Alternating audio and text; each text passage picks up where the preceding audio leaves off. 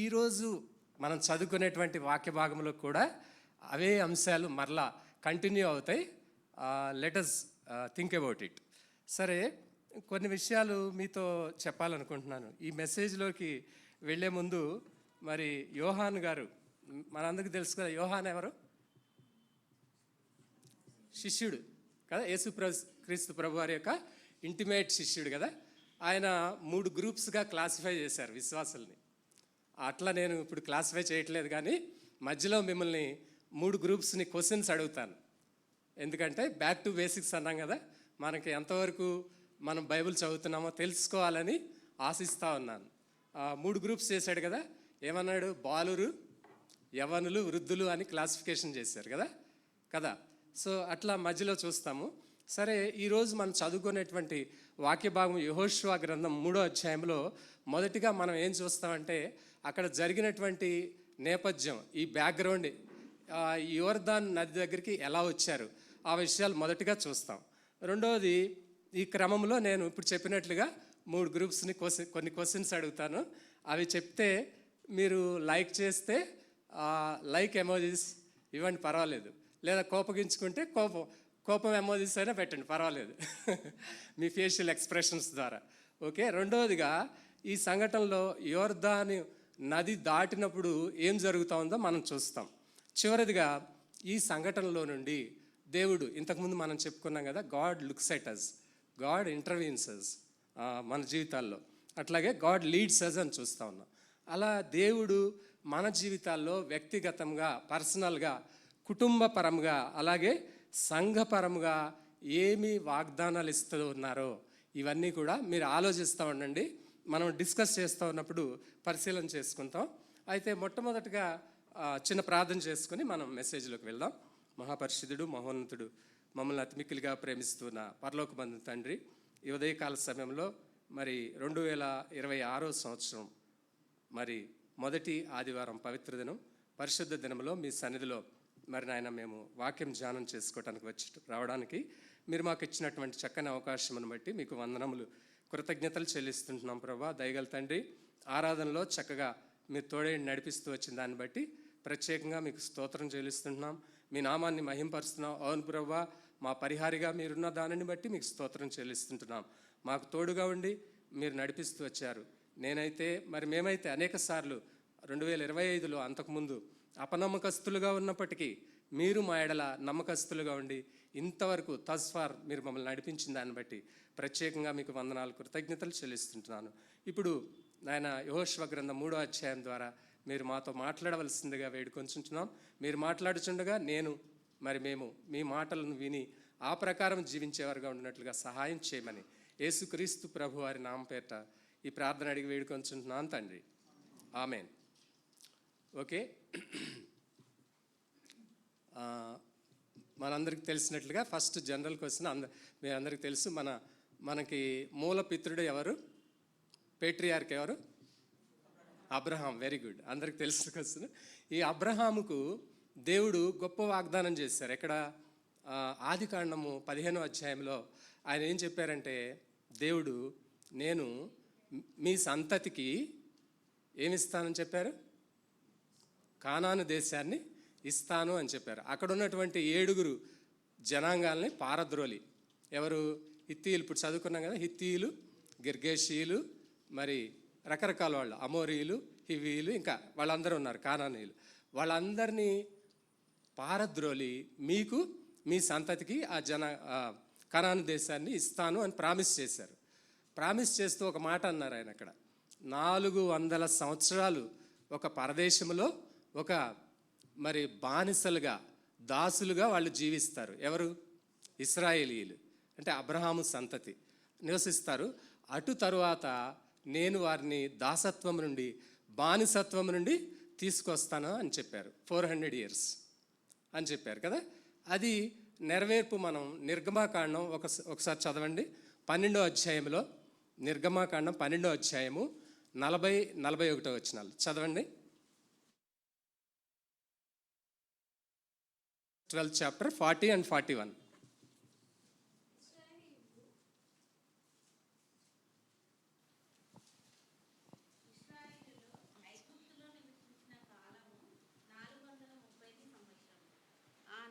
435 సంవత్సరంలో గడిచిన తర్వాత జరిగినదేమనగా, ఆ దినమందే యెహోవా సేనలన్నీ ఐగుప్తు దేశంలో నుండి బయలుదేరెను.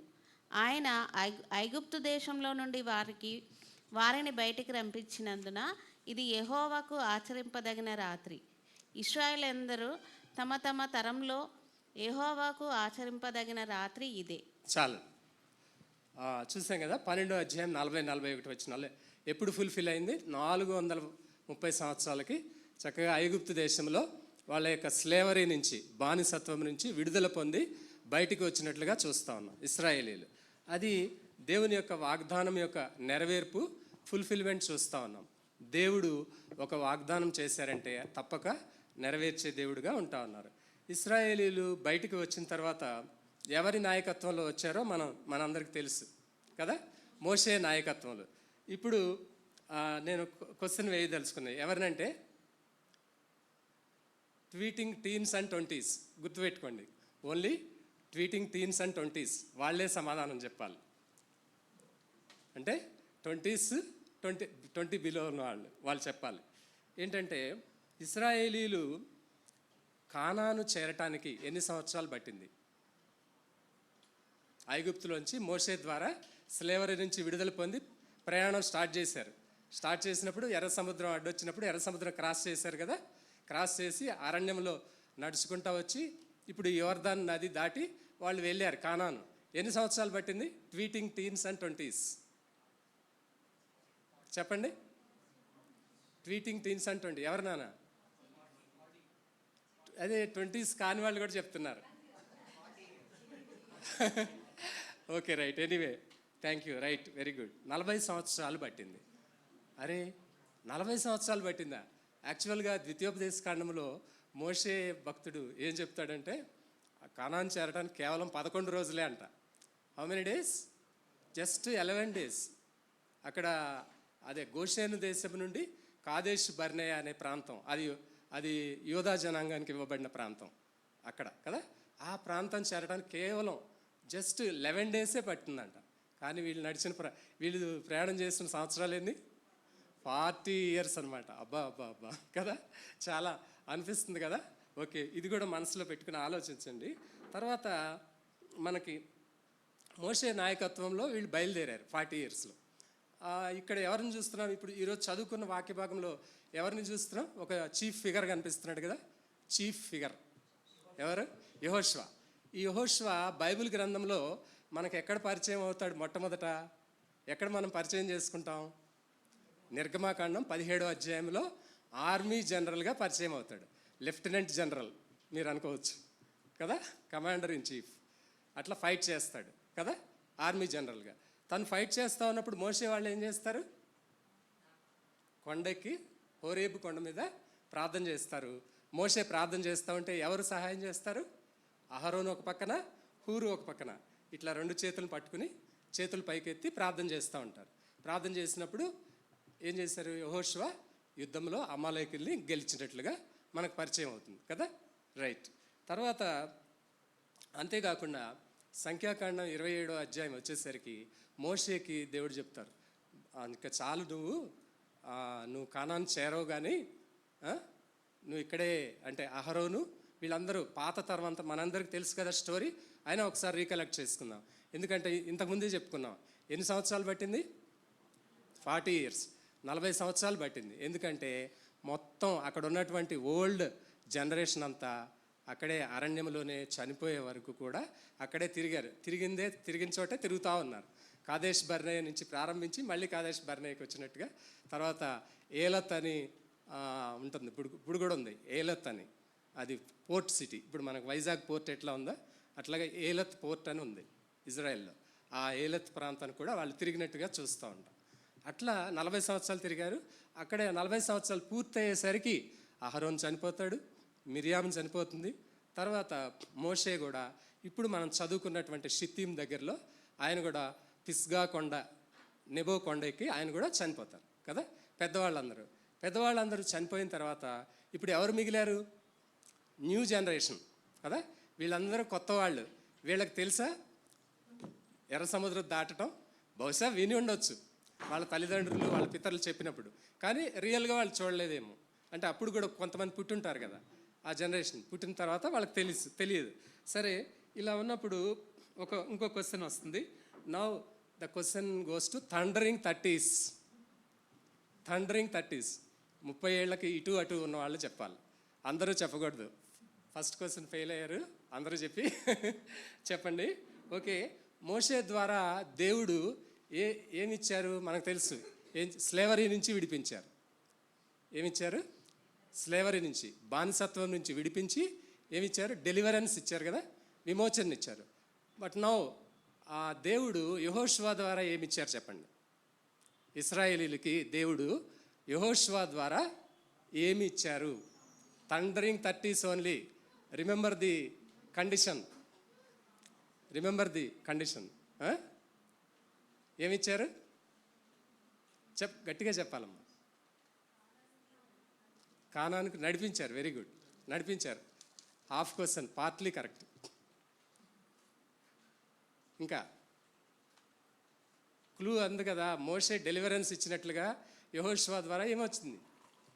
డెలివరెన్స్. నెక్స్ట్ క్లూ ఉంది కదా. ఓకే, టైం వేస్ట్ చేయ తెలుసుకోలేదు. ఇన్హెరిటెన్స్ ఇచ్చారు. ఏమిచ్చారు? ఇన్హెరిటెన్స్, స్వాస్థ్యము. మొత్తం 12 గోత్రాల వాళ్ళకు కూడా వాళ్ళ ల్యాండ్స్లో సెటిల్ చేశారా లేదా కదా, డివైడ్ చేసి మొత్తం 12 ట్రైబ్స్కి సెటిల్ చేశారు కదా, ఇన్హెరిటెన్స్. ఈ విధంగా దేవుడు మరి ఇన్హెరిటెన్స్ ఇచ్చినట్లుగా చూస్తూ ఉన్నాం. తర్వాత ఇప్పుడు మనం చదువుకున్నటువంటి వాక్య భాగంలో మొదటి వచనంలో ఏం చెప్పారు? అక్కడ వాళ్ళు ఎక్కడికి వచ్చారు? ఇశ్రాయేలీలు యెహోషువ నాయకత్వంలో ఎక్కడి నుంచి ఎక్కడికి వచ్చారు? చదవండి, మొదటి వచనం చదవండి.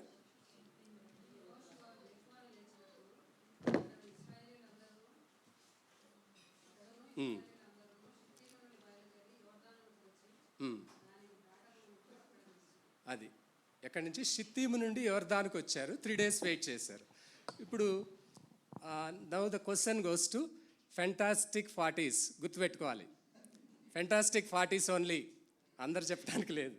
ఓకే, షిత్తీము అని చదువుకున్నాం. ఏం చదువుకున్నాం? షిత్తీము. షిత్తీము అంటే ఏమిటి చెప్పండి తెలుగులో? షిత్తీము అంటే ఏమిటి? క్లూ ఇస్తా ఉన్నాను. నోవహు కాలంలో గోఫెర్ వుడ్ అంటే చితిసారకపు మాన అనుకున్నాం కదా, అక్కడ ఓడ చేయబడిన చెక్క పేరేంటి? చితిసారకపు మాను, గోఫెర్ వుడ్ అనుకున్నాం. ఇక్కడ షిత్తీము అంటే ఏంటి? క్లూ ఇచ్చాను. నన్ను ఏమనుకోవద్దు, బ్యాక్ టు బేసిక్స్ అని చెప్పాను ఆల్రెడీ. బైబిల్ని మళ్ళీ ఒకసారి రీవిజిట్ చేయాలి మనం ఈ సంవత్సరం ఆరంభంలో. ఓకే, చెప్పేస్తున్నాను. షిత్తీము అంటే తుమ్మ చెట్టు. ఏంటది? తుమ్మ చెట్టు. కొన్ని బైబిల్ వెర్షన్స్లో ఆబెల్ షిత్తీమ్ అని ఉంటుంది, కేజేవీలో. తర్వాత కొన్నిటిలో అకేషియా గ్రోవ్ అంటే ప్లెయిన్ ఆఫ్ అకేషియా అని, మెడో ఆఫ్ అకేషియా అంటారు. అంటే తుమ్మ చెట్ల మైదానం లేకపోతే తుమ్మ చెట్ల వనం, ఈ షిత్తీమ్ ప్రాంతం అనమాట. అక్కడ వీళ్ళు ఎన్క్యాంప్ చేసి ఫస్ట్ వర్స్లో ఏం చేశారు? వాళ్ళు యొర్దానుకు వచ్చి 3 రోజులు స్టే చేశారు కదా, 3 రోజులు అక్కడ ఉన్నారు. 3 రోజులు అక్కడ ఉన్నప్పుడు ఇంకో క్వశ్చన్ వస్తుంది. Okay, now the last question goes to fabulous 50s. Only 50s. 50s అటు ఇటు. ఓకే, వీళ్ళు షిత్తీము నుండి ఎక్కడికి వచ్చారు? యొర్దానుకు వచ్చారు అనుకున్నాం కదా. Okay, right. యొర్దాను నది అని తెలుగులో మనం సింపుల్గా ట్రాన్స్లిటరేట్ చేసుకున్నాం. ఇంగ్లీష్లో జోర్డాన్ అంటారు, కానీ యాక్చువల్గా హెబ్రూలో యార్డెన్ అంటారు. YARDEN, యార్డెన్. సో యార్డెన్ అంటే మీనింగ్ ఏమిటి? Fabulous 50s. లేకపోతే యొర్దాన్ అంటే ఏమిటి? Fabulous 50s. Okay, time is up. చూద్దాం, ఎందుకంటే మెసేజ్కి మనకు సమయం లేదు కాబట్టి. యార్డెన్ అంటే టు డిసెండ్, అంటే పైనుంచి క్రిందకి దిగటం. టు డిసెండ్ లేకపోతే టు ఫ్లో, ప్రవహించటం, పైనుంచి కిందకి ప్రవహించటం. ఈ యొర్దాన్ నది మనం చూస్తే మ్యాప్లో బైబిల్స్లో చూస్తాం కదా, హెర్మోను పర్వతం దగ్గర పుట్టి ఆరాబా సముద్రమైన మృత సముద్రం దగ్గరికి వస్తుంది. హెర్మోను పర్వతం అంత టాప్లో ఉంటే ఆరాబా సముద్రం అంత డౌన్ లెవెల్లో ఉంటుంది. కాబట్టి ఆ పేరు అలా వచ్చింది. పైనుండి కిందికి దిగింది కదా, పైనుండి కిందికి ప్రవహించింది. పైన మేరోమ్ నీళ్ళు ఉంటుంది, తర్వాత గలిలయ సముద్రం ఉంటుంది. గలిలయ సముద్రంలో యేసు ప్రభు అద్భుతాలు చేశారు కదా, తుఫాను నాపటం, చేపలు పట్టడం, పేతురు కదా, రాత్రంతా ప్రయాసపడిన తర్వాత తనకి ఎంతో ప్రయాసపడినా యేసుప్రభు వారు చెప్పినప్పుడు కుడివైపున వేయమన్నప్పుడు చాలా చేపలు పడతాయి కదా. అట్లాంటి అద్భుతాలన్నీ ఆ గలిలయ సముద్రంలో చూస్తాం. అది కూడా యోర్దాను నది. యోర్దాను నది పరివాహక ప్రాంతం. సో ఈ విధంగా యోర్దాను నది దగ్గరికి వచ్చారు. ఈరోజు మన వాక్య భాగం. ఈరోజు ఆ యోర్దాను నదిలో మనం చూస్తూ ఉంటే యాక్చువల్గా అదేంటంటే మామూలు అన్ని నెలల్లో 30 మీటర్స్ వైడ్ ఉంటుందంట. అన్ని రోజుల్లో 30 మీటర్స్ వైడ్ అంటే 30 మీటర్లు. మనం చూస్తే ఉదాహరణకి కృష్ణానది 3 కిలోమీటర్లు ఉంటుంది. ఏది గుంటూరు నుంచి విజయవాడ క్రాస్ చేయాలంటే 3 కిలోమీటర్స్ కృష్ణానది. కానీ ఇది ఇక్కడ జస్ట్ 30 మీటర్స్ వైడే అంట. 30 మీటర్స్ వైడ్. కానీ ఇప్పుడు మనం చదువుకున్న వాక్య భాగంలో కోతకాలం ఆరంభంలో దాని గట్లన్నిటి మీద పొంగి పొరలి ప్రవహిస్తుంది అన్నారు. అంటే 30 మీటర్ల నుంచి అక్కడ ఉన్నటువంటి చరిత్రకాలు రికార్డ్ చేసిన హైయెస్ట్ విడ్త్ ఎంత తెలుసా? 800 మీటర్లు అంట. 30 మీటర్స్ నుంచి 800 మీటర్స్ వైడ్ వెళ్ళిపోతుందంట. అలాగే డెప్త్ కూడా 1 మీటర్ నుంచి 3 మీటర్ల డెప్త్ ఉన్నదల్లా 4 మీటర్స్ డెప్త్కి పెరిగిపోతుంది. అట్లాంటి ఆ నదిని క్రాస్ చేయటానికి వాళ్ళందరూ వచ్చారు. ఎవరు? ఇశ్రాయేలీలే. ఎలా వచ్చారు? దానికి ఆధారం ఏంటి? బేసిస్ ఏంటి? వాళ్ళకున్న ఆధారం ఏంటి? ఎట్లా క్రాస్ చేయగలరా? ఉదాహరణకి లాస్ట్ ఇయర్ 2024లో మీరు కూడా వినే ఉంటారు. బుడమేరు పొంగిపోయి అనేక కాలనీలు మునిగిపోయినాయి, క్రాస్ చేయలేకపోయారు. అలాగే కృష్ణ కూడా మేము చూస్తూ ఉన్నప్పుడు, జర్నీ చేస్తూ ఉన్నప్పుడు ఈ లెవెల్లో ఫ్లో అయింది. ఇక్కడ ట్రైన్ వెళ్తూ ఉంటే ఆ లెవెల్ ఆల్మోస్ట్ ఆ లెవెల్కి టచ్ అయింది. అంత ఫ్లడ్ వచ్చింది కదా. అది గుర్తు చేసుకుంటా ఉంటాం. అలాగే ఈ యోర్దాను నది కూడా అంత మరి హై రైజింగ్లో ఫ్లో అవుతూ ఉంది, పొంగి పొరలుతూ ఉంది. అట్లాంటి నదిని క్రాస్ చేయడానికి ఇశ్రాయేలీలు వచ్చారు. వాళ్ళకి మోషే నాయకుడు లేడు కదా, అహరోన్ లేడు, ఇంకా పెద్ద వాళ్ళందరూ గతించిపోయారు. కేవలం ఉందెవరు? యెహోషువ. ఇంకొక వ్యక్తి ఉన్నారు, ఎవరో తెలుసా మీకు? కాలేబ్ కదా. సో వీళ్ళిద్దరే చాలా ధైర్యపరిచిన వేగులు కదా. వీళ్ళు ఫస్ట్ స్పైస్ కదా, మొదటి వేగులు వారు. సో వీళ్ళు దేన్ని ఆధారం చేసుకుని వచ్చారంటే, ఆల్రెడీ మనం చెప్పుకున్నాం, ఆర్మీ జనరల్గా మరి యెహోషువ ద్వారా, అది మోషే ద్వారా యెహోషువ నియమించబడ్డాడు కదా. He was recruited as an army general కదా. ఆర్మీ జనరల్గా నియమించబడ్డాడు. ఆర్మీ జనరల్ నుంచి లీడర్గా రిక్రూట్ అయ్యాడు మోషే తర్వాత కదా. ఆర్డైన్ చేయబడ్డాడు. ఆర్డైన్ చేసినప్పుడే 31వ అధ్యాయం ఒకసారి చదవండి. ద్వితీయోపదేశకాండం. అభిషేకించబడ్డాడు. 31వ అధ్యాయం ద్వితీయోపదేశకాండం 7-8 వచనాలు ఒకళ్ళు చదవండి. 7-8 verses. మరియు మోషే యెహోషువను పిలిచి, నీవు నిబ్బరము కలిగి ధైర్యముగా ఉండుము.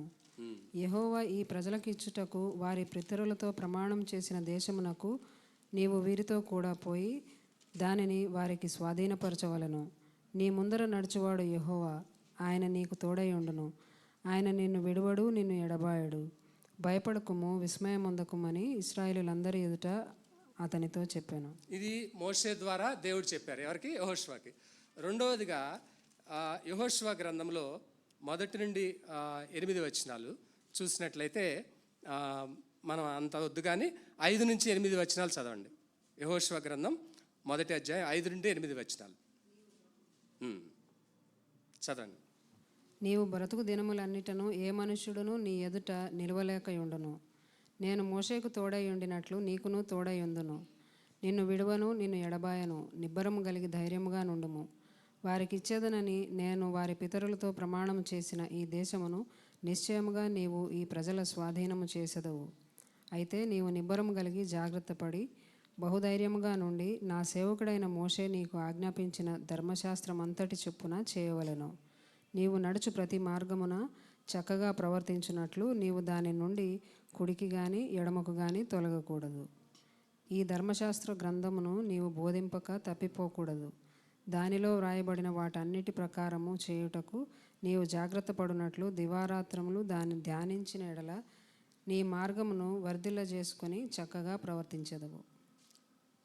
నీవు నడుచు మార్గం అంతట్లో నీ దేవుడైన యెహోవా నీకు తోడైండు, నీవు నిబ్బరము కలిగి ధైర్యముగా నుండు అని రెండోసారి దేవుడే డైరెక్ట్గా యెహోషువతో మాట్లాడుతూ ఉన్నారు. మంచి అష్యూరెన్స్ ఇస్తూ ఉన్నారు. నీవు అడుగు పెట్టే స్థలం, ఇంకా 3వ వచనం చదివితే అక్కడ చాలా చక్కగా ఉంటుంది. నేను మోషేతో చెప్పినట్లు మీరు అడుగుపెట్టు ప్రతి స్థలమును మీకు ఇచ్చుచున్నాను. కాబట్టి నీవు లేచి నీవును ఈ జనులందరూ ఈ యోర్దాను నది దాటి నేను ఇశ్రాయేలీలకు ఇచ్చుచున్న దేశమునకు వెళ్ళుడి. ఎక్కడికి వెళ్ళాలి? మరలా ఐగుప్తుగా కాదు, నేను ఇశ్రాయేలీలకు ఇచ్చుచున్న దేశమునకు వెళ్ళుడి. మీరు అడుగుపెట్టే స్థలం అంతటిని నేను మీకు ఇచ్చేస్తున్నాను. Wear ever you keep your foot I will give that land అని చెప్పారు డైరెక్ట్గా. ఇది దేవుడే డైరెక్ట్గా అష్యూరెన్స్ ఇస్తా ఉన్నారు. ఎవరికి? యెహోషువకి. ఇంకా ఏం చెప్తున్నారు? ఇంకొక అందులో అష్యూరెన్స్లో కూడా ఇంకొక మాట, నేను మోషేకు తోడై ఉన్నట్లు నీకు కూడా తోడై ఉంటాను. మోషేకు ఇవ్వబడిన వాగ్దానం తెలుసు కదా, యెహోవా సేవకుడు అని పేరు వచ్చింది ఆయనకి టైటిల్. ఆయన యెహోవా సేవకుడు, ఆయన గొప్ప కార్యాలు చేసిన వాడని తర్వాత మీరు చదవండి 34వ అధ్యాయం ద్వితీయోపదేశ కాండంలో ఉంటుంది. అంత గొప్ప సేవకుడు ఎలా అయ్యాడు? దేవునితో సహవాసం వలన. నేను చెప్పాను ముందే, బ్యాక్ టు బేసిక్స్ అని చెప్పుకున్నాం కదా. దేవునితో సహవాసము కలిగిన వ్యక్తి ఎవరు? మోషే కదా. 2 సార్లు 40 రోజులు ఉపవాసం ఉండి ప్రార్థన చేశాడు కదా. ఎక్కడ ప్రార్థన చేశాడు? ఎక్కడ దేవునితో సహవాసం కలిగినాడు? హోరేబు కొండ మీద. ఎక్కడ? హోరేబు కొండ మీద. సో దేవునితో మనకు సామెత ఉంది కదా, మీ అందరికీ తెలుసు, 4 రోజులు సహవాసం చేస్తే వాళ్ళు వీళ్ళు అవుతారు, వీళ్ళు వాళ్ళు అవుతారని కదా, అంతే కదా. అట్లాగే బ్యాక్ టు బేసిక్స్, మనం దేవునితో సహవాసం చేస్తే దేవునిలాగా ఉంటాము. పౌలు కూడా అదే చెప్పాడు, మనము ఆ పోలికలోనే మార్చబడుచున్నాము. ఎవరి పోలికలో మార్చబడుతున్నాం? యేసు ప్రభు పోలికలోనే మార్చబడుతున్నాం. యోహాన్ ఫైనల్గా చెప్పాడు, ఆయన వచ్చినప్పుడు ఆయనను పోలి ఉంటాము అని చెప్పాడు. రోజు రోజుకి ఆయన పోలికలో మార్చబడతా ఉంటే ఆయనను పోలి ఉంటాము. ఎవరు వచ్చినప్పుడు? యేసు ప్రభు వచ్చినప్పుడు, ఆయన మధ్యాకాశంలోకి వచ్చినప్పుడు just like we will be just like him, మహిమ రూపంతో ఆయనలాగా ఉంటాం. సరే, ఈరోజు వాక్య భాగంలో మనం చూస్తే వాళ్ళు ఏం చేశారో కొంచెం బ్రీఫ్గా చూసుకొని మనం ముగించుకుందాం. చూడండి, వాళ్ళు ఏం చేశారు చెప్పారు కదా. రెండు సార్లు యెహోషువకి గొప్ప అష్యూరెన్సెస్ వచ్చినాయి. మొట్టమొదట మోషే ద్వారా, తర్వాత దేవుని ద్వారా వచ్చింది. తర్వాత మూడవది మనం ఇప్పుడు చదవద్దు కానీ 2వ అధ్యాయంలో రాహాబు ద్వారా కూడా మాట్లాడారు. మీ భయము మా ప్రజలందరికీ వచ్చేసింది, మీ భయం. మీ దేవుడు ఎర్ర సముద్రాన్ని పాయలుగా చేశాడు. ఆక బాషాను రాజు అయినటువంటి ఓగును చంపేశారు, ఆ రాజ్యం గెలుచుకున్నారు కదా. హెష్బోను రాజు అయినటువంటి సీహోన్ని గెలుచుకున్నారు, ఆ రాజ్యాలను ఆక్రమించుకున్నారు. తర్వాత మీరు వచ్చేస్తున్నారు, ఎర్ర సముద్రం మరి పాయలు చేసి వచ్చేసారు, అరణ్యంలో అద్భుతాలు చేశారు, ఇప్పుడు యోర్దాను కూడా దాటబోతున్నారంట కదా అని చెప్పి రాహాబు ద్వారా కూడా ఇండైరెక్ట్గా దేవుడు అష్యూరెన్స్ ఇచ్చారు. దేనికోసం? ఈ యోర్దాను నది దాటడం కోసం కదా. సో ఎన్ని విధాలుగా దేవుడు మాట్లాడుతున్నారో ఈరోజు మనం నేర్చుకుంటున్నాం కదా. మనం దేవుని కోసం ఒక పని చేయాలంటే, మన జీవితంలో దేవుని యొక్క అద్భుతం చూడాలంటే దేవుడు మరలా మరలా మరలా అష్యూరెన్సెస్ ఇస్తారని చూస్తూ ఉన్నాం కదా. తర్వాత 2వ అధ్యాయం 24వ వచనం చదవండి అమ్మా. 2వ అధ్యాయం 24వ వచనం. మరియు వారు, ఆ దేశమంతయు యెహోవా మన చేతికి అప్పగించుచున్నాడు, మన భయం చేత ఆ దేశవాసులందరికీ ధైర్యం చెడి ఉన్నదని యెహోషువతో అనిరి. ఇప్పుడు వేగుల వారితో 4th టైం ఆ వేగుల వారి ద్వారా కూడా మాట్లాడుతూ ఉన్నారు. ఎవరికి? ఇశ్రాయేలీలతో మాట్లాడుతూ ఉన్నారు, యెహోషువతో మాట్లాడుతూ ఉన్నారు. ఆ దేశం అంతా యెహోవా మన చేతికి అప్పగిస్తున్నాడు, మన భయం చేత ఆ దేశ నివాసులందరికీ ధైర్యం చెడిపోయింది అనేసరికి వాళ్ళు ఏం చేశారు? ఫస్ట్ వర్స్లో ఇమీడియట్గా ఆ క్యాంపు బ్రేక్ చేసి, ఎక్కడ క్యాంపు బ్రేక్ చేశారు? షిత్తీం దగ్గర క్యాంప్ బ్రేక్ చేసి ఇన్స్టెంట్గా ఎక్కడికి వచ్చారు? యోర్దాన్ దగ్గరికి వచ్చేసారు. సో 4 అష్యూరెన్సెస్ కదా, 4 అష్యూరెన్స్లను బట్టి వాళ్ళు ధైర్యం తెచ్చుకొని ఎక్కడికి వచ్చారు? యోర్దాన్ నదికి వచ్చినట్లు చూస్తూ ఉన్నాం. ఈ యోర్దాన్ నదికి వచ్చినప్పుడు వాళ్ళకు ఒక రూట్ మ్యాప్ ఇవ్వబడింది, ఫ్లో చార్ట్. ఇది కూడా మనం గమనించాలి. ఫ్లో చార్ట్, రూట్ మ్యాప్ మనకు అర్థమయ్యే భాషలోనే దేవుడు గుర్తు చేస్తూ ఉంటున్నారు. ఫస్ట్ యెహోషువతో మాట్లాడారు, నేను మీ మధ్యన ఉంటాను, మోషే తోడై ఉన్నట్లు మీకు తోడై ఉంటాను, మీరు 7 జనాంగాలని తరిమి వేస్తారు, మీరు ముందు వెళ్ళి యాజకులు మందసం మోసి తీసుకొని వెళ్ళి యోర్దాన్ నదిలో మీరు కాళ్ళు ముంచాలి, ముంచగానే ఆ యోర్దాన్ నది ఇట్లాగే పాయలైపోతుంది అని చెప్తారు. చెప్పినప్పుడు అది ఫస్ట్ రూట్ మ్యాప్ అనమాట. తర్వాత రెండవది లీడర్స్ ద్వారా మాట్లాడారు. చదవండి అమ్మా 2వ వచనం, 2 నుంచి 4 వచనాలు. 3వ అధ్యాయం. 3 దినములైన తరువాత నాయకులు పాళెములో తిరుగుచు జనులకు ఇలాగ ఆజ్ఞాపించిరి, మీరు మీ దేవుడైన యెహోవా నిబంధన మందసమును యాజకులైన లేవీయులు మోసుకొని పోవుట చూచినప్పుడు మీరున్న స్థలములో నుండి బయలుదేరి దాని వెంబడి వెళ్ళవలెను. మీకును దానికిని దాదాపు 2000 కొల మూరల ఎడముండవలెను. మీరు వెళ్ళు త్రోవ మీరింతకు ముందుగా వెళ్ళినది కాదు గనుక మీరు దానిని గుర్తుపట్టవలెను గనుక ఆ మందసమునకు సమీపముగా మీరు నడవరాదు. ఇక్కడ ఎవరి ద్వారా మాట్లాడుతూ ఉన్నారు? లీడర్స్ ఉన్నారు కదా. ఇశ్రాయేలీలకు ఎన్ని ట్రైబ్స్ ఉన్నారు? ఎంతమంది గోత్రాలు ఉన్నారు? 12 గోత్రాలు ఉన్నారు కదా. 12 గోత్రాలకి హెడ్స్ ఉంటారు, లీడర్స్ కదా. ఆ లీడర్స్ అందరి ద్వారా మాట్లాడుతూ ఉన్నారు. యెహోషువ చెప్పేశాడు, మీరు వెళ్ళి వాళ్ళకి చెప్పండి అని చెప్పినప్పుడు వాళ్ళు ఇన్స్ట్రక్షన్స్ పాస్ చేశారు. ఈ రూట్ మ్యాప్లో భాగంగా ఏం చెప్పారు? వాళ్ళు యాజకులు ఏం చేస్తారు? మందసం పట్టుకుని వెళ్తారు, మోసుకొని వెళ్తారు. వాళ్ళని మీరు 2000 కొల మూరల దూరంలో ఫాలో అవ్వాలి. ఏం ఫాలో అవ్వాలి? మందసము. మీరు గుర్తుపెట్టుకోవాలి. మందసం గురించి ఆలోచిద్దాము కొన్ని నిమిషాలు. 2000 మూరలు అంటే బహుశా ఒక మూర 18 అంగుళాలు అంట, అంటే అడుగున్నార. అంటే 2000 మూరలు అంటే 1000 yards, రఫ్లీ 1000 గజాల దూరంలో వీళ్ళు ఫాలో అవ్వాలి. అక్కడెక్కడో కనిపిస్తూ ఉంటుంది మందసం, అంత డిస్టెన్స్ మెయింటైన్ చేయాలి అని స్పెసిఫిక్గా చెప్పారు. ఆ మందసానే వెంబడించాలి అని చెప్పినప్పుడు వాళ్ళు ఫాలో అయ్యారు అకార్డింగ్ టు దట్. తర్వాత యెహోషువ ఇంకో మాట చెప్పాడు. 5వ వచనం చదవండి.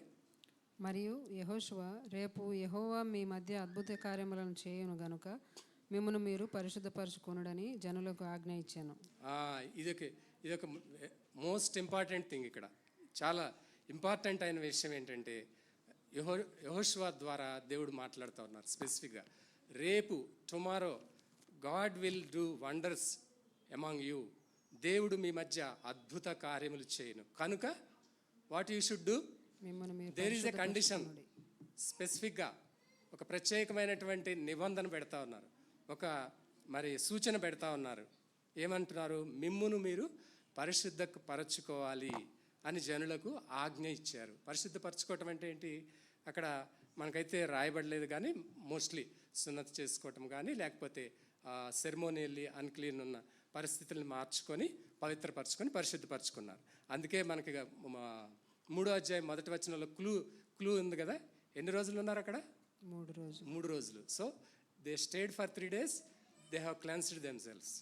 వాళ్ళు 3 రోజులు ఉండి వాళ్ళని పరిశుద్ధపరచుకున్నారు, రిచువల్గా క్లీన్ అయ్యారు, పవిత్రపరచబడ్డారు. క్లీన్ అయిన తర్వాత అప్పుడు మీరు నిబంధన మందసం ఎత్తుకొని ప్రజల ముందర నడువుడని యాజకులకు అతడు సెలవీగా వారు నిబంధన మందసం ఎత్తుకొని ప్రజల ముందర నడిచింది. ఇక్కడ ఒక మీకు క్లూ ఇస్తా ఉన్నాను. ఇక్కడ లోగో కనిపిస్తూ ఉంది కదా, ఇక్కడ కనిపిస్తుంది, టీవీలో కూడా కనిపిస్తుంది. ఏంటది చెప్పండి? మన చర్చి లోగో ఏంటది? మందసమే. గుడ్ కదా. ఆ మందసం పైన ఆ 2 కెరూబులు ఉన్నట్టు కూడా చూస్తూ ఉంటాం కదా. కెరూబ్స్ కదా. సో ఆ మందసము దేనికి గుర్తంటే మనం ఆల్రెడీ చెప్పుకున్నాం. మోషే 2 సార్లు 40 రోజులు ఉపవాసం ఉండి ప్రార్థన చేశాడు అనుకున్నాం హోరేబు కొండ మీద. ఆ హోరేబు కొండ మీద దేవునితో సహవాస ప్రార్థన చేస్తూ ఉన్నప్పుడు ఆయనకి కొన్ని రూపాలు చూపించబడ్డాయి. ఆ రూపాలు ఏంటంటే సాక్ష్యపు గుడారం ఇలా ఉండాలి, మందసం ఇలా ఉండాలి, బలిపీఠం ఇలా ఉండాలి, దీపవృక్షం ఇలా ఉండాలి, ధూప వేదిక ఇలా ఉండాలి, ఇట్లా రకరకాలుగా. మరి ఇంకోటి ఏంటి? సముఖపు రొట్టెల బల్ల ఈ సైజులో చేయాలి. అన్నీ ఆయన దేవుడు స్పెసిఫిక్గా చెప్పారు. నీకు అక్కడ చూపించబడిన రీతిలో స్పెసిఫిక్గా అదే కొలతలతో చేయాలి, సేమ్ మెజర్మెంట్స్ అని చెప్పినప్పుడు మోషే మనందరికి తెలుసు, నిర్గమకాండం అంతా అదే ఉంటుంది కదా, మనం చూస్తాం కదా. ఆఖరికి ఆ సాక్ష్యపు గుడారాన్ని ప్రతిష్ఠించినట్టు కూడా చూస్తాం, కాన్సక్రేట్ చేసినట్టు కూడా. ఒకసారి ఆ పిక్చర్ను ఊహించుకోండి. సాక్ష్యపు గుడారం ఉంటుంది ఫస్ట్, ఇక్కడ అతి పరిశుద్ధ స్థలం. ఈ అతి పరిశుద్ధ స్థలంలో మందసం ఉంటుంది. మందసం మీద మెర్సీ సీట్, అదే ఈ లోగో అనమాట. మెర్సీ సీట్ అంటే 2 కెరూబులతో ఉన్నటువంటి కరుణాపీఠం, బంగారంతో చేయబడి ఉంటుంది. అక్కడ మందసం అతి పరిశుద్ధ స్థలం. కొంచెం ముందుకెళ్తే పరిశుద్ధ స్థలం. పరిశుద్ధ స్థలంలో ఒక సైడు ఏముంటుంది, సముఖపు రొట్టెల బల్ల, రెండో సైడు దీపవృక్షం, మధ్యలో ధూపవేదిక కదా, ఇన్సెన్స్ వేయటానికి, ధూపం వేయటానికి. తర్వాత బయటకు వస్తే ఆవరణము అని ఉంది. ఆవరణములో ఏముంటుంది, బలిపీఠం, అక్కడికి తీసుకొచ్చి బలులు అర్పించేవారు. సో ఇవన్నీ ఒకసారి గుర్తు చేసుకుందాం. ఎందుకంటే అది ఈ మందస్సము దగ్గరలో, మందస్సంలో ఏముందో ఒకసారి చూద్దాం. చూడండి, హెబ్రీలకు రాసిన పత్రిక 9వ అధ్యాయము 4-5 వచనాలు చదవండి.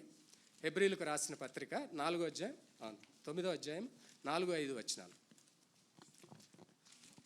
Hebrews chapter 9 verse 4 and 5. అందులో సువర్ణ ధూపార్తియు అంతటను బంగారు రేకులతో తాపబడిన నిబంధన మందసమును ఉండెను. ఆ మందసములో మన్నా గల బంగారు పాత్రయు చిగురించిన అహరోను చేతికరయు నిబంధన పలకలను ఉండెను. చాలండి, ఏమన్నట్టు చూస్తా ఉన్నాం. దానిపైన కరుణాపీఠము కమ్ముకొంచిన మహిమ గల కెరూబులు ఉండి ఇక్కడ చూసినట్లుగా ఏమున్నాయి, ఆ నిబంధన మందసంలో ఏమున్నాయి, సువర్ణ ధూపార్తియు అంతటను బంగారు రేకులతో తాపబడిన నిబంధన మందసములో ఏమున్నాయి, మన్నాగల బంగారు పాత్ర. మీ అందరికి తెలుసు కదా, నిర్గమకాండం 16వ అధ్యాయంలో ఏం స్టార్ట్ అయింది, మన్నా కురవటం ప్రారంభమైంది. అప్పుడు దేవుడు చెప్తారు మోషేకి, ఒక బంగారు పాత్రలో ఆ మన్నా నింపు ఉంచమంటారు. ఎందుకని, ఒక మెమోరియల్గా, ఒక మాన్యుమెంట్గా గుర్తుండాలి అని చెప్పి బంగారు పాత్ర. తర్వాత చిగురించిన అహరోను చేతికర్ర, ఇది కూడా మనందరికి తెలిసిన విషయమే.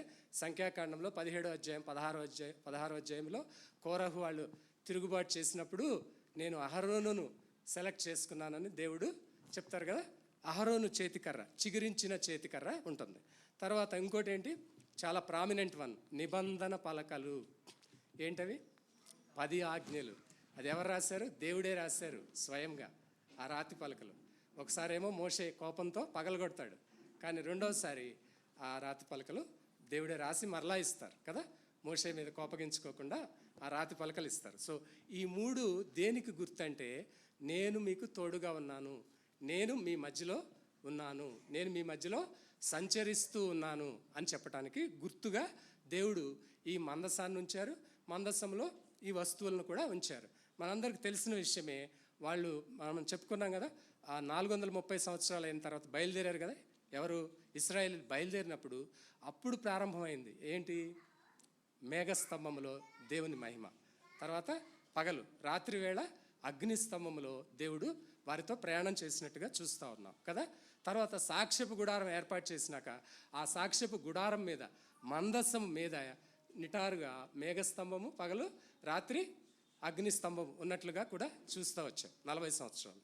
సో ఆ రీతిగా దేవుడే వారి మధ్యలో నివసించినట్లుగా చూస్తా ఉన్నాం. మన వాచ్ నైట్ ప్రేయర్లో ఒక మాట, ఒక వాగ్దానం మనకు ఇవ్వబడింది కదా పాస్టర్ గారి ద్వారా, పాస్టర్ సోల్మన్ గారి ద్వారా. ఏంటి గుర్తుందా, ఏముంది చెప్పండి, చెప్పండి బిగ్గరగా చెప్పండి అమ్మ. లేవీకాండం 26వ అధ్యాయం 11-12 వచనాలు చెప్పారు కదా, నేను మీ మధ్యన ఉంటాను, నేను మీ ఎడల అసహ్యపడను అని చెప్పారు కదా, నేను మీ మధ్యన ఉంటాను అని చెప్పారు కదా, గుర్తు చేస్తూ ఉన్నారు కదా. అది గుర్తుపెట్టుకోండి. తర్వాత ఈ మందస్సము ఒకసారి ఆలోచన చేస్తే, ఈ మందస్సము యేసుప్రభు వారికి కూడా గుర్తుగా చూస్తూ ఉన్నాం కదా. యేసుప్రభు వారు ఆయన సిలువకు గుర్తుగా కూడా చూస్తూ ఉన్నాం. ఇది పాత నిబంధన అయితే, క్రొత్త నిబంధన ఏంటి, యేసుప్రభు వారు చెప్పారు కదా, మనం ప్రతి ఆదివారం ఆచరిస్తూ ఉన్నాం కదా, ఇది క్రొత్త నిబంధన, ఇది మీకోసం చిందించబడుచున్న నా రక్తము అని ద్రాక్షారసం. అది క్రొత్త నిబంధనగా గుర్తు చేశారు కదా. అది అట్లా మనం గుర్తు చేసుకుంటా ఉన్నాం యేసుప్రభు వారి ద్వారా. తర్వాతగా చూస్తే మన వాక్య భాగానికి రండి. మరలా ఆ వాక్య భాగంలో ఏం చెప్తా ఉన్నారు, తర్వాత యెహోషువ ఇంకేమంటా ఉన్నాడు, 7-8 వచనాలు చదవండి అమ్మ. అప్పుడు యెహోవా యెహోషువతో ఇట్లనెను, నేను మోషేకు తోడయుండినట్లు నీకును తోడయుందునని ఇశ్రాయేలులందరూ ఎరుగునట్లు నేడు వారి కన్నుల ఎదుట నిన్ను గొప్ప చేయ మొదలుపెట్టెదను. మీరు యోర్దాను నీళ్ల దరికి వచ్చి యోర్దానులో నిలువుడని నిబంధన మందసమును మోయు యాజకులకు ఆజ్ఞాపించుము. కాబట్టి యెహోషువ, మీరు ఇక్కడికి వచ్చి మీ దేవుడైన యెహోవా మాటలు వినుడని ఇశ్రాయేలులకు ఆజ్ఞాపించి వారితో ఇట్లనెను. సర్వలోకనాథుని నిబంధన మందసం మీకు ముందుగా యోర్దానును దాటపోవచ్చున్నది గనుక జీవము గల దేవుడు మీ మధ్య ఉన్నాడనియు ఆయన నిశ్చయముగా మీ ఎదుట నుండి కనానీయులను, హిత్తీయులను, హివ్వీయులను, పెరిజీయులను, గెర్గెషీయులను, అమోరీయులను, యబూసీయులను వెళ్ళగొట్టుననియు దీని వలన మీరు తెలుసుకుంది. చాలమ్మా. తర్వాత మనం చూసినట్లుగా దేవుడే డైరెక్ట్గా యెహోషువతో మరలా గుర్తు చేస్తూ ఉన్నారు. మొదటి అధ్యాయంలో నేను మోషేకు తోడై ఉన్నట్లు అని, మరలా ఇప్పుడు 4th టైం నేను మోషేకు తోడై ఉండినట్లు అని మరలా స్పెసిఫిక్గా ధైర్యపరుస్తూ ఉన్నారు. ఎందుకని? అది ఇంతకుముందు చదువుకున్నాం కదా, పైన గుర్తుపెట్టాం కదా. ఏంటంటే 4వ వచనంలో మీరు వెళ్ళు త్రోవ మీరు ఇంతకు ముందుగా వెళ్ళింది కాదు, మీరు దానిని గుర్తుపట్టవలను. You don't know where you are going. ఎవరికి? ఇశ్రాయేలుకి చెప్తా ఉన్నాడు. ఈవెన్ యెహోషువకు కూడా చెప్తా ఉన్నాడు, మీరు వెళ్ళిన త్రోవ మీకు తెలీదు, యూ డోంట్ నో కదా.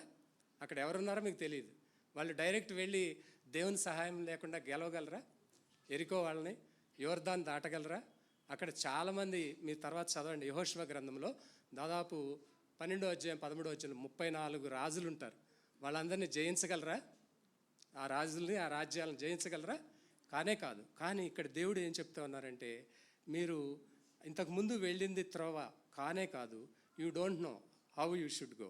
కాకపోతే నేను మోషేకు తోడై ఉన్నాను, అలాగే నేను మీకు తోడై ఉంటాను అని మరలా రీఅష్యూరెన్స్ ఇస్తూ ఉన్నారు కదా, కన్ఫర్మ్ చేస్తూ ఉన్నారు. యూ గో హెడ్ అని స్పెసిఫిక్గా చెప్తా ఉన్నారు. అప్పుడు యెహోషువ ఏం చేశాడు? సర్వలోకనాథుని నిబంధన మందసం ముందుకు వెళ్తుంది కాబట్టి మీరందరూ మరి దాటబోతారు, ఆ 7 జనాంగాలను మీరు ఓడిస్తారు, వెళ్ళగొడతారు దేవుడు మరి అని చెప్పి వాళ్ళు బయలుదేరినప్పుడు తర్వాత 13-14 వచనాలు చదవండి.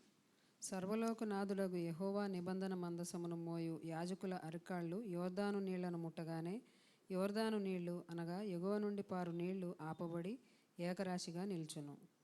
కోతకాలమంతయు యోర్దాను దాని గడ్లన్నిటి మీద పొర్లిపారును. నిబంధన మందసమును మోయు యాజకులు జనులకు ముందు వెళ్ళగా యోర్దానును దాటుటకై జనులు తమ గుడారములలో నుండి బయలుదేరిరి.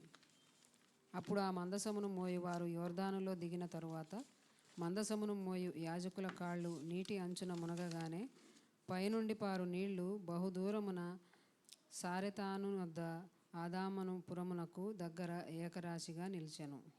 లవణ సముద్రమును అరాబా సముద్రమునకు పారునవి బొత్తిగా ఆపబడిను. చాలండి. అయితే ఇక్కడ యెహోషువ చెప్పినప్పుడు వాళ్ళని అష్యూర్ చేసి మాట్లాడినప్పుడు వాళ్ళు ఏం చేశారు? బయలుదేరి ఆ గట్టు మీదకి వచ్చి నుంచున్నారు. ఒకసారి ఆలోచించండి, 6 లక్షల మంది ఎంతమంది ఉన్నారు? బైబిల్లో రికార్డ్ చేయబడిన జనాంగం ఎంతమంది? పురుషులే, అంటే ఓన్లీ జెంట్స్ కదా. పిల్లలు, లేడీస్, ఇంకా పెద్దవాళ్ళు తెలియదు. వాళ్ళందరూ కలిపితే ఒక స్కాలర్ ఏం చెప్తాడంటే రఫ్లీ 25 to 30 lakhs ఉండొచ్చు అంట. 30 లక్షల మంది క్రాస్ చేయగలరా కదా? అంత పొంగి పొరులుతున్న నదికి క్రాస్ చేయాలంటే మన మామూలు విధానంలో చెప్పాలంటే మన కాలువల్లో అటు సైడ్ మనకి కోస్తా జిల్లాలో తెలుసు కదా, బల్లకట్లు ఉంటాయి, లేకపోతే పడవలు ఉంటాయి కదా, ఓడలు ఉంటాయి, మనకు అక్కడ దోణెలు ఉంటాయి. అట్లాంటివి ఎన్ని అరేంజ్ చేయాలి కదా? ఇన్ని లక్షల మందికి ఎన్ని అరేంజ్ చేయాలి? ఎన్ని రోజులు పడుతుంది కదా అరేంజ్ చేసిన.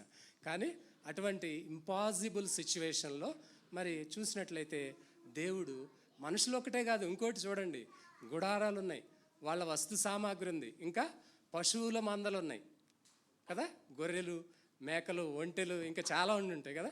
వీటన్నిటిని క్రాస్ చేయటానికి కేవలం ఒకే ఒక్క దాని మీద ఆధారపడ్డారు. ఏంటది? దేవుని వాగ్దానం మీద, దేవుని యొక్క ఆజ్ఞ మీద ఆధారపడ్డారు. ఒకటి ఏంటది? ఇశ్రాయేలీలకి మొదటనే చిన్న పిల్లలుగా పుట్టినప్పుడే ఒక మాట చెప్తారంట. పర్లేదు, ఓకే, థ్యాంక్ యూ.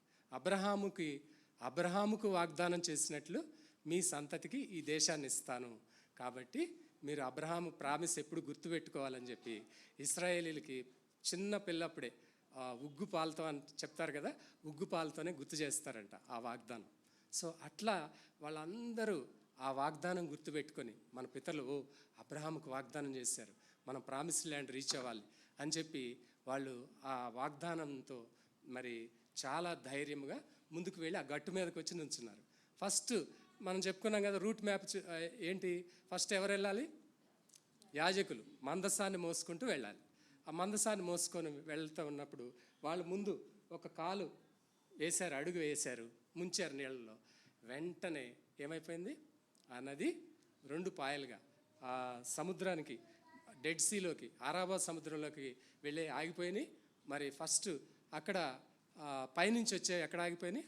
ఆదాం అనే పురం దగ్గర ఆగిపోయినట్లుగా చూస్తూ ఉన్నాం కదా. ఆదాం అనే పురం దగ్గర ఆగిపోయినట్లుగా చూస్తూ ఉన్నాం.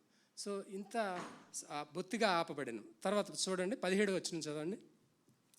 జనులు ఎరికో ఎదుటను దాటగా యెహోవా నిబంధన మందసమును మోయు యాజకులు యోర్దాను మధ్య ఆరిన నేలను స్థిరముగా నిలిచిరి. జనులందరూ యోర్దానును దాటుట తుదముట్టు వరకు ఇశ్రాయేలందరూ ఆరిన నేల మీద దాటుచూ వచ్చిరి. చూసారా, ఒక స్టెప్ ఎవరు వేశారు? ఫస్ట్ యాజకులు ఒక స్టెప్ వేసినప్పుడు వాళ్ళు ఎరికో దగ్గరికి, అది యోర్దాను దగ్గర, జస్ట్ ఎరికోకు ఎదురుగా, షిత్తీముకి ఆపోజిట్, ఇటు సైడ్ షిత్తీము ఉంది, ఇటు సైడ్ ఎరికో ఉంది. ఆ రెండింటి మధ్యలో యోర్దాను క్రాస్ చేస్తూ ఉన్నారు. అక్కడ ఒక్క అడుగు వేయగానే మరి ఆ నీళ్లు ఆగిపోయినట్లు చూస్తూ ఉన్నాం. ఈ నీళ్లు ఆగిపోయి ఎర్ర సముద్రము క్రాస్ చేసినట్లు ఇక్కడ న్యూ జనరేషన్ కదా, క్రొత్త జనాంగం కదా, ఓల్డ్ జనరేషన్ వాళ్ళు గతించిపోయారు. ఈ న్యూ జనరేషను క్రాస్ చేస్తూ ఉన్నప్పుడు గుర్తు తెచ్చుకుంటా ఉన్నాడు. బహుశా గుర్తు తెచ్చుకుని ఉండొచ్చు, అప్పుడు ఎర్ర సముద్రంను పాయలుగా చేసిన దేవుడు ఇప్పుడు ఈ యోర్దాన్ని కూడా క్రాస్ చేస్తారని గుర్తు తెచ్చుకుంటూ ఉండొచ్చు. కానీ అయినప్పటికీ యెహోషువ తర్వాత యాజకులు, లీడర్స్ ఇక్కడ మనం గమనిస్తూ ఉంటే ఎవరెవరు డిఫరెంట్ పీపుల్ ఉన్నారు కదా. యెహోషువ ఉన్నాడు, యాజకులు ఉన్నారు, లేవీయులైన యాజకులు ఉన్నారు, తర్వాత లీడర్స్ ఉన్నారు, సామాన్య జనాంగం ఉన్నారు. వీళ్ళందరిలో కూడా ఒకటి మనకు కనిపించింది. ఏం కనిపించింది? దేవుని యొక్క వాగ్దానం మీద విశ్వాసము. ఫస్ట్ నేను చెప్పాను, ముందే చెప్పాను, బ్యాక్ టు బేసిక్స్. మనలో ఏముండాలి? విశ్వాసము. బ్యాక్ టు బేసిక్స్ అంటే దేవుని యొక్క వాగ్దానముల మీద, దేవుని యొక్క ఆజ్ఞ మీద, దేవుని వాక్యం మీద విశ్వాసం మనకు ఉండాలి. First thing. రెండవది, యెహోషువ నాయకత్వాన్ని ఏం చేశారు? వాళ్ళు ఒబే చేశారు కదా. మనము కూడా మనం గమనించాల్సింది ఏంటంటే దేవుని వాక్యానికి విశ్వాసం ఉంచుతూనే, దేవుని వాక్యానికి విధేయత చూపుతూనే మన దైవ సేవకులు, మన పాస్టర్ గారు లేకపోతే ఇంకా దైవజనులు వాళ్ళు ఏం చెప్తున్నారో ఆ నాయకత్వాన్ని మనం గౌరవించాలి కదా. ఆ నాయకత్వాన్ని గౌరవించినప్పుడు వాళ్ళ ద్వారా దేవుడు ఇస్తున్నటువంటి వాగ్దానాలు స్వతంత్రించుకుంటాం. అంతేకాకుండా వాళ్ళు ఇస్తున్నటువంటి హెచ్చరికల ద్వారా మనము ఏం పొందుకుంటాం? మేలు పొందుకుంటాం కదా. అది రెండవదిగా వీళ్ళు యెహోషువ నాయకత్వాన్ని మరి నమ్మారు, అలాగే దేవునికి విధేయత చూపించారు. ఇంకోటి చాలా స్పెసిఫిక్ అండ్ ఇంపార్టెంట్ థింగ్, మూడోది గుర్తుపెట్టుకోవాలి. మరొకసారి 5వ వచనం చదవండి. 3వ అధ్యాయం 5వ వచనం చాలా స్పెసిఫిక్ థింగ్, మనందరం నేర్చుకోవాల్సిన విషయం. మరియు యెహోషువ, రేపు యెహోవా మీ మధ్య అద్భుత కార్యములను చేయును గనుక మిమ్మును మీరు పరిశుద్ధపరచుకొనుడని జనులకు ఆజ్ఞ ఇచ్చాను. ఏం చేయమంటున్నారు? అద్భుత కార్యాలు చేయాలంటే first you must cleanse your cells. మిమ్మల్ని క్లీన్స్ చేసుకోవాలి, మిమ్మల్ని మీరు పరిశుద్ధపరచుకోవాలి, శాంక్టిఫై చేసుకోవాలి. మనందరికి తెలుసు, మన ఈజిఎఫ్ సర్కిల్స్లో జస్టిఫికేషను, శాంక్టిఫికేషన్ ఈజ్ మస్ట్ కదా, మనందరికి తెలుసు కదా. Day by day, 1 day at a time మనల్ని మనం శాంక్టిఫై చేసుకోవాలి. శాంక్టిఫై చేసుకుంటేనే మనము దేవునికి సహవాసంలో వస్తాం. మరి మోషే ఎట్లా, ఒక ఉదాహరణకు చూస్తే 2 కొరింథీలో ఉంటుంది కదా. మోషే ఏం చేశాడు? వాళ్ళతో మాట్లాడుతున్నప్పుడు తన ముఖానికి ఏం వేసుకున్నాడు? ముసుగేసుకున్నాడు. ఎందుకు వేసుకున్నాడు? దేవుని మహిమ అతని మీద ప్రతిఫలించిందంట. ఇంతకంటే షైనింగ్, చాలా మెరుపుతో ప్రకాశిస్తూ ఉన్నాడంట. ఎలా ప్రకాశించాడు? రోజు వెంబడి రోజు దేవునితో సహవాసం చేస్తూ ఉన్నప్పుడు దేవునిలాగా తను కూడా తనను తాను పరిశుద్ధపరచుకున్నప్పుడు, డెడికేట్ చేసుకున్న వ్యక్తిగా తనట్లా ఆ పోలికలోకే మార్చబడినాడు కదా.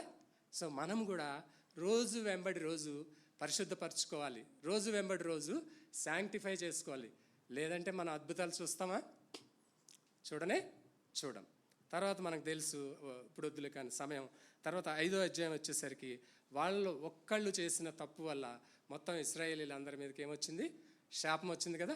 ఆకాను చేసిన తప్పు వల్ల ఆ శపితమైన దాన్ని తీసుకోవటం వల్ల శాపం వచ్చినట్లుగా చూస్తాం. అయితే ఈ వాక్య భాగం ద్వారా మనం నేర్చుకోవాల్సింది ఏంటంటే, దేవుడు కొన్ని ఆల్రెడీ నేను ముందు చెప్పాను కదా, కొన్ని అష్యూరెన్సెస్, కొన్ని వాగ్దానాలు ఈ వాక్య భాగం ద్వారా ఈ సంవత్సరంలో దేవుడు మనకు ఇస్తూ ఉన్నారు అని చెప్పాను కదా. ఆలోచించారా? సరే, మనం గుర్తు చేసుకుందాం. ఒకటి, నేను మీకు తోడై ఉంటాను అని చెప్తున్నారు. దేవుడు ఏం చెప్తున్నారు? నేను మోషేకు తోడై ఉన్నట్లు మీకు తోడై ఉంటాను అని చెప్తా ఉన్నారు 7వ వచనంలో. తర్వాత మనల్ని గొప్ప చేయ మొదలు పెడతానని చెప్తున్నారు. యెహోషువను గొప్ప చేసినట్టు మనందరినీ కూడా గొప్ప చేయ మొదలు పెడతానని చెప్తున్నారు. ఆల్రెడీ చెప్పుకున్నట్లుగా మనకి వాచ్ నైట్ ప్రేయర్లో, మరి న్యూ ఇయర్ వర్షిప్లో, మరి మన పాస్టర్ గారి ద్వారా ఇచ్చినట్లుగా 26:11-12 ఇచ్చినట్లుగా, నేను మీ మధ్యన నివాసము చేస్తాను అని ప్రామిస్ చెప్పారు. మరలా ఇప్పుడు ఈ వాక్య భాగం ద్వారా గుర్తు చేస్తూ ఉన్నారు. 11వ వచనంలో ఉంది కదా, జీవము గల దేవుడు మీ మధ్య ఉన్నాడనియు, మన మధ్యలో ఉన్నాడు ఆయన ఈ సమయంలో. మరలా గుర్తు చేస్తూ ఉన్నారు. ఈ వాగ్దానాన్ని మనం గుర్తు చేసుకుందాం. రోజు ఈ 2026లో రోజు ఈ వాగ్దానాన్ని గుర్తు చేసుకుందాం. తర్వాత ఇంకొకటి, అద్భుత కార్యాలు చేస్తానని చెప్తున్నారు ఆయన. ఏం చెప్తున్నారు? అద్భుత కార్యాలు. తర్వాత ఇంకొకటి, ఫైనల్గా మన శత్రువుల మీద విజయం ఇస్తానని చెప్తున్నారు. ఎవరు మనకు శత్రువులు? శత్రువులు ఎవరు? అపవాది. ఇంకా ఇంకోటి లోకం ఎక్స్టర్నల్ ఎనిమీస్. ఇప్పుడు ఇంటర్నల్ ఎనిమీస్, నాకు నేనే, మనకు మనమే శత్రువులు. ఎలా చెప్పారు కదా యేసు ప్రభు వారు? మార్కు సువార్త 7వ అధ్యాయం ఒకసారి చదవండి. మార్కు సువార్త 7వ అధ్యాయం 21-23 వచనాలు, 21-23 వచనాలు. మనకు మనమే శత్రువులు అని యేసు ప్రభు వారు అక్కడ తేటగా చెప్తున్నారు. మార్కు సువార్త 7వ అధ్యాయం 21-23. లోపలి నుండి అనగా మనుషుల హృదయంలో నుండి దురాలోచనలను, జారత్వములను, దొంగతనములను, నరహత్యలను, వ్యభిచారములను, లోభములను, చెడుతనములను, కృత్రిమమును, కామవికారమును, మత్సరమును, దేవదూషణయు, అహంభావమును, అవివేకమును వచ్చును. ఈ చెడ్డవనియు లోపల నుండియే బయలువెళ్ళి మనుష్యుని అపవిత్రపరచునని ఆయన చెప్పాను. చూసాం కదా, యేసుప్రభు వారు డైరెక్ట్గా చెప్పారు కదా, we our cells are enemies to our cells కదా. విత్ ఇన్ అవర్ సెల్స్ చాలా చాలా రిసైడ్ అయి ఉంటాయి మనకు వ్యతిరేకంగా. ఏముంటాయి? దురాలోచనలు, వ్యభిచారములు, అల్లరులు, ఇంకా కృత్రిమములు, ఇంకా చాలా భయంకరంగా. పౌలు కూడా చెప్తాడు, ఏది గలతీయులకు రాసిన పత్రిక 5వ అధ్యాయంలో కదా. వాటికి అగైనెస్ట్గా మనం ఏం చేయాలనేది యేసుప్రభు వారు ఇక్కడ గుర్తు చేస్తూ ఉన్నారు. మిమ్మల్ని మీరు పరిశుద్ధపరచుకోవాలి. ఎలా పరిశుద్ధపరచుకుంటాం? మన శత్రువుల మీద ఎలా విజయం పొందుకుంటాం మనం? ఎలా అంటే డే బై డే, ఇంతకుముందు చెప్పాం, 1 day at a time మనల్ని మనం శాంక్టిఫై చేసుకోవటం ద్వారా. ఎలా అంటే ఒకసారి సామెతల గ్రంథం చూడడం 28వ అధ్యాయం 13వ వచనం. సామెతల గ్రంథం 28:13. Proverbs 28:13. అతిక్రమములను దాచిపెట్టువాడు వర్ధిల్లడు, వాటిని ఒప్పుకొని విడిచిపెట్టువాడు కనికరం పొందును. అతిక్రమములను దాచిపెట్టువాడు వర్ధిల్లడు, వాటిని ఒప్పుకొని విడిచిపెట్టువాడు కనికరం పొందును. వెంటనే డిలీట్ చేయాలి, Ctrl+X కొట్టాలి, ఎస్కేప్ బటన్ కొట్టాలి. అంతేగాని వాటిని రానియండి అని చెప్పి Ctrl+C Ctrl+V ఇంకా చెప్పాలంటే కదా, కాపీ పేస్టులు చేసుకుంటా ఉంటే చక్కగా రిసైడ్ అయి కూర్చుంటాయి. మనకు తెలుగులో సామెత ఉంది కదా, మొక్కయి వంగంది మానయి వంగదు, గోటితో పోయేది ఎక్కడికి వెళ్తుంది? గొడ్డల దాకా వస్తుంది. కాబట్టి చాలా జాగ్రత్తగా ఉందాం. మన శత్రువుల్ని విజయం ఇస్తానని దేవుడు చెప్తుంటుండగా మనము ఎస్కేప్ బటన్స్ కొడదాం, Ctrl+X కొడదాం కదా. లోపల ఉన్న వాటి గురించి ఆలోచించాం. ఇప్పుడు బయట ఉన్న వాటి గురించి. బయట ఎట్లా వస్తారు? స్నేహితుల ద్వారా కదా వస్తారు కదా, స్నేహితుల ద్వారా, లేకపోతే కనిపించే హోర్డింగ్స్ ద్వారా, ఇంకా రకరకాలుగా శత్రువులు ఉంటారు. వాటన్నిటిని కూడా జయించాలని దేవుడు చెప్తా ఉన్నారు. ఇంకొక ప్రామిస్ ఏం చెప్తా ఉన్నారంటే, యోహాను రాసిన మొదటి పత్రిక 1వ అధ్యాయము 9వ వచనం. 1 John chapter 1 verse 9. ఎలాగా మనం విజయం పొందుకుంటాం శత్రువుల మీద? మన పాపములను మనము ఒప్పుకొనిన ఎడల ఆయన నమ్మదగినవాడును నీతిమంతుడును గనుక ఆయన మన పాపములను క్షమించి సమస్త దుర్నీతి నుండి మనలను పవిత్రులుగా చేయును. అది one day at a time. మనలో లోపల కానీ బయట కానీ ఏది వచ్చినా సరే మనం వెంటనే ఒప్పుకొని విడిచిపెట్టినట్లయితే, మన పాపంలో ఒప్పుకుంటే ఆయన ఏం చేస్తారంటున్నారు? నమ్మదగిన వాడును నీతిమంతుడు కనుక సమస్త దుర్నీతి నుండి మనలను పవిత్రులుగా చేస్తానంటున్నాడు. ఈ శాంక్టిఫైజర్స్ మన కోఆపరేషన్ ఉండాలా వద్దా? ఇప్పుడు ఇక్కడే చూసాం కదా, వీళ్ళ కోఆపరేషన్ లేకపోతే వీళ్ళు యోర్దాన్ నది క్రాస్ చేస్తారా? దేవుడు అక్కడ ఆజ్ఞలు ఇచ్చారు, వాగ్దానం చేశారు, చక్కగా దేవుడు చేయాల్సింది చేశారు. వాళ్ళు కదలకపోతే అక్కడే షిత్తీం దగ్గర ఉంటే వెళ్ళేవాళ్ళ? అట్లాగే మనం కూడా ఏం చెప్తున్నారు? మీరు నా దగ్గరికి వస్తే నేను మిమ్మల్ని పవిత్రపరుస్తానని చెప్తున్నారు, మీకు అద్భుతాలు చేస్తానని చెప్తున్నారు. సో కాబట్టి మన పార్ట్ మనం చేయవలసిందే. రోజు one day at a time. ఈ 2 వచనాలు గుర్తుపెట్టుకుని, సామెతలు 28:13, 1 యోహాను 1:9, మనం one day at a time దేవుని సన్నిధికి వచ్చి వ్యక్తిగతంగా మనల్ని మనం పరిశుద్ధపరచుకోవాలి. దేవుడు ఆయన వాక్యం ద్వారా పరిశుద్ధపరుస్తానని చెప్తా ఉన్నారు.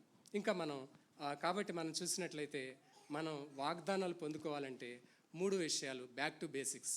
ఆల్రెడీ బ్యాక్ టు బేసిక్స్ అని చెప్పాను కదా. 1 విశ్వాసం. ఇశ్రాయేలీలు విశ్వాసం ఉంచారా లేదా? ఉంచారు కదా. దేవుని మీద, యెహోషువ మీద నమ్మకం ఉంచారు కాబట్టి విశ్వాసం ఉంచారు. అలాగే మనం కూడా యేసు ప్రభు మీద విశ్వాసం ఉంచినట్లయితే ఈ 2026 సంవత్సరంలో దేవుడు చక్కగా మనం నడిపిస్తారు. రెండవది, వాళ్ళు ఏం చేశారు? విధేయత చూపించారా లేదా? దేవునికి విధేయత చూపించారు, యెహోషువకి విధేయత చూపించారు, నాయకులు చెప్పినట్లు నడుచుకున్నారు. అలాగే మనం కూడా విధేయత చూపించాలి. దేవుని వాక్యానికి, దైవ సేవకులకు, అలాగే యేసు ప్రభు వారికి కదా. విధేయత చూపించినప్పుడు ఖచ్చితంగా మనం అద్భుతాలు చూస్తాం. మూడవదిగా పరిశుద్ధపరచుకోవాలి. ఇప్పుడే చూసుకున్నాం. పరిశుద్ధపరచుకున్నట్లయితే అద్భుతాలు చూశారు కదా. వీళ్ళు చూశారు కదా, మొదటి వచనంలో సిద్ధపడ్డారు కదా. Preparation, there must be A preparation for sanctification. అప్పుడే అద్భుతాలు చూస్తారని చెప్తా ఉన్నారు. ఒక 2 minutesలో నేను క్లోజ్ చేస్తాను ఈ మెసేజ్. నా యొక్క పర్సనల్ టెస్ట్ మనీ షేర్ చేసుకుని ముగిస్తాను. మీ అందరికి తెలుసు కదా, కొంతమందికి తెలియకపోవచ్చు. నేను పంచాయతీరాజ్ డిపార్ట్మెంట్లో అసిస్టెంట్ ఇంజనీర్గా వర్క్ చేసి రిటైర్ అయ్యాను. 2021లో రిటైర్ అయ్యాను. అయితే 2008-9 సంవత్సరాల్లో విజయవాడలో వర్క్ చేశాను. అక్కడ రూరల్ వాటర్ సప్లైలో ఒక సర్కిల్ ఆఫీస్, అంటే డిస్ట్రిక్ట్ హెడ్ ఆఫీస్లో పనిచేశాను అసిస్టెంట్ ఇంజనీర్గా. అది కూడా ఏంటంటే ఇక్కడే శాలరీ వస్తుంది, ఇక్కడే హెడ్ ఆఫీస్లోనే పోస్టు, కాకపోతే అక్కడ వర్క్ చేయటం. దాన్ని ఏమంటారంటే ఆన్ డెప్యుటేషన్, ఓడి అంటారు. అట్లా వర్క్ చేస్తూ ఉన్నప్పుడు అక్కడ సర్కిల్ ఆఫీస్ ఎస్సీ గారు, అంటే సూపరింటెండింగ్ ఇంజనీర్, ఆయన హెడ్ అనమాట, ఆ డిస్ట్రిక్ట్కి హెడ్. ఆయన చెప్పినట్లు వర్క్ చేయాలన్నమాట. ఆయన ఆర్డర్స్ పాస్ చేసినట్లుగా వర్క్ చేయాలి అందరూ అక్కడ ఉన్నటువంటి ఆఫీస్లో వాళ్ళు. సో అప్పుడు నాకు 4 సీట్స్ వర్క్ ఇచ్చారు. డిఫరెంట్ స్కీమ్స్, మీకు కొంతమందికి తెలుసు, కొంతమంది తెలియకపోవచ్చు. స్వజల ధార అని, తర్వాత సెక్టరల్ రిఫార్మ్స్ అని, తర్వాత ఇండియన్ శానిటరీ లెటరిన్స్ అని, తర్వాత ఇట్లా డిఫరెంట్ స్కీమ్స్ ఆఫ్ వర్క్స్ ఉండేవి. వాటికి ఎక్కడి నుంచి ఫండ్స్ వచ్చాయి అవి ఎగ్జిక్యూట్ చేయడానికి సెంట్రల్ గవర్నమెంట్ నుంచి వస్తాయి ఫండ్స్. ఆ ఫండ్స్ని ఈయన ఏం చెప్పాడు, సూపరింటెండెంట్ ఇంజనీర్ ఏం చెప్పాడంటే, చాలా హండ్రెడ్స్ ఆఫ్ క్రోర్స్ వస్తాయి, వాటన్నిటిని మేనేజ్ చేసేది నేనే. కాకపోతే ఎస్సీ గారు చెప్పినట్లు చేయాలి. కాకపోతే దానికంటే ముందు రూల్ బుక్ ఉంటుంది, రూల్ బుక్ చెప్పినట్లే చేయాలి. రూల్ బుక్ చెప్పినట్లు చేయక ఎస్సీ గారు చెప్పారనో లేకపోతే కలెక్టర్ గారు చెప్పారనో చేస్తే ఏమవుతుంది? ఇక జీవితాంతం we have to face the consequences. No pension రాదు. ఆ ఛార్జీలు తొలగించుకోవటానికి, అంటే ఛార్జెస్ అంటే మీకు తెలుసు కదా, ఆ ఉన్నటువంటి అపవాదులు అవన్నీ తొలగించుకోవాలంటే లక్షలు ఖర్చు పెట్టుకోవాలి. ఏది గవర్నమెంట్లో బ్రైబ్స్ అనమాట, అంత చేసుకోవాలి. సో అట్లాంటి పరిస్థితుల్లో ఆ ఫండ్స్ మిస్మేనేజ్ చేయమన్నాడు ఆయన ఎస్సీ గారు. కలెక్టర్ గారు అడుగుతున్నారు, ఈ డబ్బులు కొని తీసి వెహికల్స్ కొనిచ్చాయా అన్నాడు. సింపుల్గా ఏదో పల్లి బఠానీ కొనిచ్చేయమన్నట్టు కోట్లు ఖర్చు పెట్టి, సరే అది కాదు సార్ అని చెప్పి నేను కామ్గా ఫైల్లో రూల్ బుక్స్లో ఉన్నది రాసేసాను. ఫైల్లో ఇలా ఉంది, ఈ ఇంట్రెస్ట్ వచ్చిన ఫండ్స్ తిరిగి ఐఎస్ఎల్ స్కీమ్స్కే వాడాలని చెప్పి సెంట్రల్ గవర్నమెంట్లో ఈ రూల్ ప్రకారం రాశారు అని చెప్పి రాసినప్పుడు ఆయనకి బాగా కోపం వచ్చి ఏం చేశాడు, already I'm working on deputation ఇక్కడ విజయవాడలో ఫ్రమ్ హెడ్ ఆఫీస్, ఇక్కడ హైదరాబాద్ నుంచి. ఏం చేశాడంటే ఆయన తిరువూరు ట్రాన్స్ఫర్ చేశారు. ఫీల్డ్, అదొక ఇంటీరియర్ మండల్ అనమాట. అక్కడికి వెళ్ళి విలేజ్ల చుట్టూ తిరిగి ఆల్రెడీ చేసేవాళ్ళం. అప్పుడు కూడా చాలా హెవీ వర్క్ చేస్తూ ఉన్నాం. రోజు డిస్ట్రిక్ట్ అంతా తిరగాలి. అక్కడ మానిటరింగ్ చేస్తా, ఫండ్స్ వర్క్స్ అవుతున్నాయా లేదా. అట్లాంటి తిరువురు ట్రాన్స్ఫర్ చేసినప్పుడు నేను ఆర్డర్ తీసుకోకుండా సింపుల్గా సెలవు పెట్టేసి ఇమీడియట్గా వెళ్ళి ఫాస్టింగ్ ప్రేయర్ చేశాను. నేను Nagalakshmi fasting prayer 2 days fasting prayer చేశాను. వెంటనే ఇక్కడ హెడ్ ఆఫీస్ నుంచి ఒక ఆర్డర్ వచ్చింది, ప్లీజ్ సరెండర్ మనోజ్ కుమార్, అక్కడ హెడ్ ఆఫీస్లో అవసరం ఉంది, అక్కడ హెడ్ ఆఫీస్లో అని చెప్పి అక్కడ ఆర్డర్ వచ్చేసింది. సో దేవుడు చేసే కార్యాలు ఈ విధంగా ఉంటాయి. ఫీల్డ్కి వెళ్తే ఎట్లా ఉంటాయంటే చాలా, అక్కడ మీకు తెలుసు వార్డు మెంబర్ నుంచి ఎమ్మెల్యే ఎంపీ వాళ్ళు చెప్పినట్లే చేయాలి వర్క్ అంతా ఇష్టానుసారంగా. అట్లాంటి పరిస్థితి నుంచి దేవుడు నన్ను తప్పించారు. ఎందుకు చెప్తున్నానంటే మనము సెట్ అపార్ట్ చేసుకున్నప్పుడు ఇట్లాంటి పరిస్థితులు ఫేస్ చేయాలి. మన డ్యూటీ పరంగా ఇందాక చెప్పాను కదా, ఎక్స్టర్నల్ ఎనిమీస్, బయట శత్రువుల నుంచి కూడా దేవుడు విజయం ఇచ్చారా లేదా నాకు కదా. అట్లా మనము దేవుని మీద ఆధారపడినప్పుడు విజయం ఇచ్చే దేవుడు. అయితే దేవుడు వెంటనే చేస్తారంటానికి లేదు. ఇక్కడ ఈ అధ్యాయంలో వెంటనే చేశారు కదా, వాళ్ళు సెట్ అపార్ట్ చేసుకోగానే అద్భుతం చేశారు, యోర్దాన్ని అది క్రాస్ చేశారు. కానీ అన్ని పరిస్థితుల్లో అట్లా జరగవు. ఉదాహరణకి ఇంకొక ఎగ్జాంపుల్ చెప్తాను, నా సాక్ష్యం క్లోజ్ చేస్తాను. 21లో నేను రిటైర్ అయినప్పుడు నాకు ప్రమోషన్ స్కేల్స్ రాలేదు. మా కొలీగ్స్ ఏమో బ్రైబ్ ఇచ్చి తెచ్చుకున్నారు, వాళ్ళకి చక్కగా అన్నీ వచ్చేసినాయి. నేను బ్రైబ్ ఇవ్వలేదని నా మీద హెచ్ఓడి ఏం బ్రాండ్ వేసాడంటే, నువ్వు ప్రార్థన చేసేవాడు కదా, ప్రార్థన చేసుకో తెచ్చుకో అన్నాడు. అట్లా బ్రాండ్ వేసాడు అనమాట. మంచిది సార్, చాలా సంతోషం అని చెప్పి ప్రార్థన చేసుకున్నాను. రిప్రజెంటేషన్స్ పెట్టుకున్నాను. రిప్రజెంటేషన్లో పెడితే అందులో మెమోలో ఏమి ఇచ్చారంటే రిజెక్టెడ్ అని ఇచ్చారు. సో దాని మీద కోర్టు కేసు వేశాను. దేవుని కృపను బట్టి last year December 12th arguments complete అయినాయి. Judgement is going to come, please pray for that. అందులో జడ్జి గారు ఆల్రెడీ చెప్పారు, I will consider this case, I will pronounce the judgement అని చెప్పారు ఫేవరబుల్గా. దేవునికి స్తోత్రం. ఈ రీతిగా మనం చూసినట్లయితే బ్యాక్ టు బేసిక్స్ మళ్ళొకసారి దేవుడు గుర్తు చేస్తూ ఉన్నారు. మనం అందరం కూడా విశ్వాసం ఉంచాలి దేవుని వాగ్దానాల పట్ల, దేవుని యొక్క ఆజ్ఞల పట్ల. మనకు దిక్సూచి ఎవరు? దేవుని వాక్యమే కదా. వాళ్ళకి దిక్సూచి ఏంటి? మందసం కదా. ఎవరికి? ఇశ్రాయేలీలకి కంపాస్. అలాగే దేవుని వాక్యం మనకి కంపాస్. యేసుక్రీస్తు ప్రభువారే మన కంపాస్ అన్నమాట.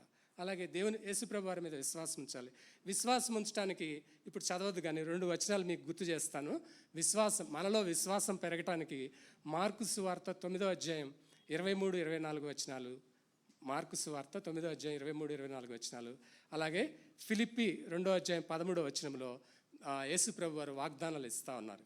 మీ విశ్వాసం పెరగాలంటే ఇలాగున జీవించాలి అని చెప్పి గుర్తు చేస్తూ ఉన్నారు. తర్వాత మనం విధేయత చూపించేవారుగా ఉండాలి, మనల్ని మనం పరిశుద్ధపరచుకునే వారంగా ఉండాలి. అప్పుడే దేవుడు మనల్ని మన జీవితాల్లో గొప్ప చేస్తారు, అద్భుతాలు చేస్తారు, మన మధ్యలో ఉంటానని చెప్తున్నారు కదా. ఈ వాగ్దానాలని గుర్తుపెట్టుకుంటూ 2026లో అలాగే ఆ ముందుకు కూడా మనం ముందుకి ఇశ్రాయేలీలాగా వెళ్దాము. దేవుడు ఈ వాక్యమును దీవించును కాక. ప్రార్థన చేసుకుందాం. మహాపరిశుద్ధుడు, మహోన్నతుడు, మమ్మల్ని అతిమికిలిగా ప్రేమిస్తూ ఉన్న పరలోకమందున తండ్రి, ఈ ఉదయకాల సమయంలో ప్రత్యేకంగా ఈ 2026వ సంవత్సరం మొదటి ఆదివారం రోజున మరి మీ యొక్క కృపను బట్టి ప్రభువా, యెహోషువ గ్రంథం 3వ అధ్యాయం ద్వారా ఇశ్రాయేలీలకు మీరు చేసిన వాగ్దానములు బట్టి వారు చక్కగా ప్రభువా మరి విశ్వాసం చూపించి, విధేయత చూపించి, తమను తాము పరిశుద్ధపరచుకొని ప్రభువా మరి చక్కని రీతిలో మీరు ఇచ్చినట్లుగా మీ వాగ్దానములు మరి మీరు నెరవేర్చినట్లుగా చూస్తూ ఉన్నాం. అందును బట్టి మీకు స్తోత్రం చెల్లిస్తున్నాం, కృతజ్ఞతలు చెల్లిస్తున్నాం.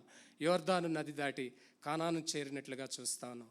అలాగే నాయన మా యొక్క విశ్వాస జీవితంలో మేమందరం కూడా ప్రభువా విశ్వాసం ఉంచేవారుగాను, మీ మీద ఆధారపడేవారుగాను, విధేయత చూపించేవారుగాను, యోబులాగా చెడుతనమును విసర్జించి మమ్మల్ని మేము పరిశుద్ధపరచుకునేవారుగాను జీవించడానికి మాకు సహాయం చేయవలసిందిగా వేడుకుంటూ ఉన్నాం ప్రభువా. మరి మీరే మమ్మల్ని బలపరచండి, స్థిరపరచండి. ఈ 2026లో మీరు ఇస్తున్న వాగ్దానము, నేను మీ మధ్యన ఉండేదను, నేను మా మధ్యన ఉండి సంచరించేదను, మిమ్మల్ని పవిత్రపరుస్తాను, మరి మీ యందు నేను అసహ్యపడను, నేను మీకు తోడై ఉంటాను అని చెప్పిన రీతిలో మా మధ్యలో ఉండి నడిపించమని ప్రభువా వేడుకుంటున్నాం. మమ్మల్ని అందరినీ మీ చేతుల్లో పెట్టుకుంటూ వేడుకుంటున్నాం ప్రభువా. మమ్మల్ని అందరినీ ప్రత్యేకంగా మీరు దీవించి ఆశీర్వదించి వర్ధిల్ల చేయమని యేసుక్రీస్తు ప్రభు వారి నామం పేట ఈ ప్రార్థన అడిగి వేడుకొంచున్నాను తండ్రి. ఆమెన్. Thank you.